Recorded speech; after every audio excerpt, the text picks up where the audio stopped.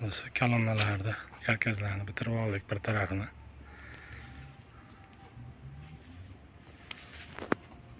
Bugun balkonlarni qilib qo'yib yuborsak, xudo xolasa. Ertaga vaqtni boshlaymiz keyin. 6 talik 20 lik armaturadan bo'ldi. Birinchi etajga. Xolasa armaturalar to'g'ri turibdi. Kolonnasi ham to'g'ri chiqadi, xudo xolasa. Xolasa kolonnalarni tiklab oldik. Yarkazini baylovga ketdilar. Bir soatda juda oson ekan. Endi ustiga qo'shimchalari bor. 30 sant, 330 qo'yish kerak edi.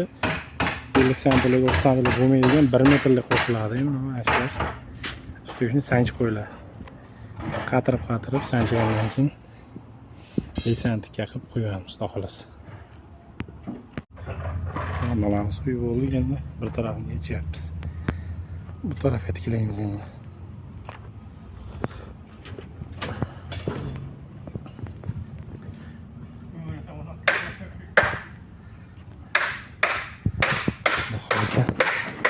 Yaxshi zo'r.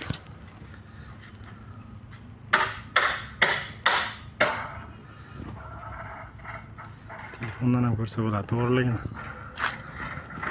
Zakat bo'lsa aytaverasizlar.